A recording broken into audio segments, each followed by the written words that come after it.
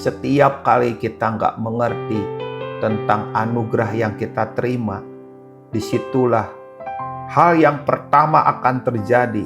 Kita mudah sekali menghilangkan anugerah yang kita terima.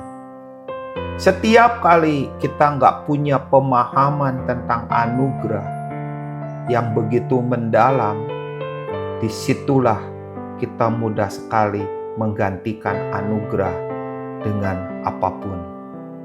Kita menghilangkan anugerah itu seperti hamba yang berhutang 10.000 talenta itu.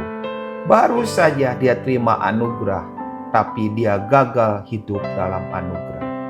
Kalau tiba-tiba kita timbul sakit hati lagi, itu merupakan satu gambaran bahwa dalam diri kita harus cepat diberesin.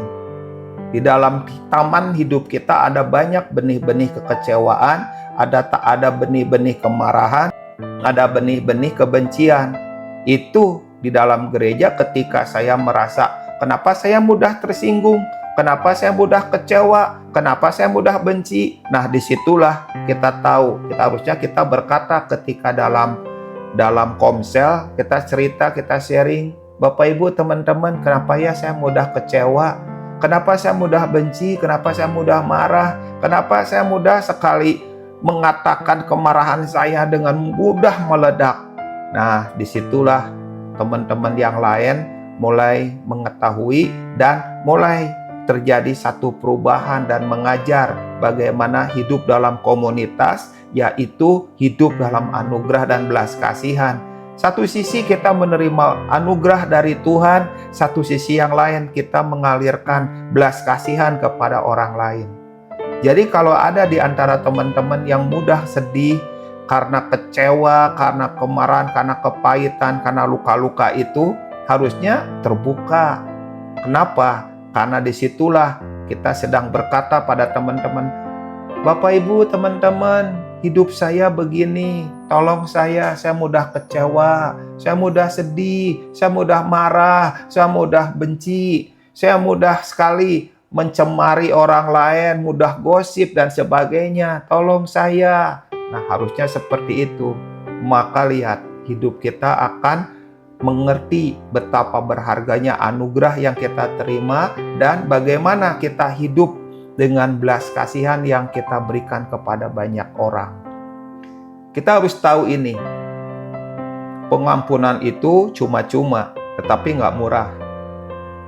Orang suka menganggap sepele bahwa pengampunan itu rasanya sakitnya begitu mendalam, jadi menganggap bahwa pengampunan itu sulit untuk dilakukan. Ya memang sulit sekali, karena harganya Yesus menyerahkan nyawanya di kayu salib.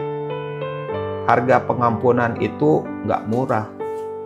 Harga hutang 10.000 talenta itu nggak murah, yaitu Yesus menyerahkan nyawanya di kayu salib sebagai penebus, supaya kita diampuni, supaya kita diterima, dan supaya kita dikasihi. Kenapa dikatakan supaya kita diampuni? Karena penebusan di kayu salib itu membuat kita paham bahwa itu penebusan itu bicara tentang pengampunan dari Tuhan. Inilah harganya begitu mahal, yaitu harganya seharga Yesus, nyawanya dia serahkan di kayu salib supaya kita diampuni, diterima seperti anak yang hilang. Itu diterima ketika dia pulang, bapaknya langsung memeluknya. Bapaknya melihatnya dari jauh, bapaknya langsung mengenali, bapaknya langsung tahu itu anaknya. Walaupun waktu anaknya pergi masih rapi, rambutnya rapi, tapi begitu pulang sudah berantakan. Dia nggak mungkin lagi, harusnya banyak orang mengenalinya. Tapi anehnya, dari jauh bapaknya mengenali itu anaknya. Apa yang dilakukan oleh bapak terhadap anak yang hilang itu? Dia berkata, ambillah jubahnya. Kenapa diambil jubah? Ini yang luar biasa. Itulah tutup perdamaian. Tutup perdamaian perjanjian baru adalah jubah yang diberikan sang ayah kepada anak. Jubah itu menutupi tubuhnya. Jubah itu menutupi semua pelanggaran dan kesalahan.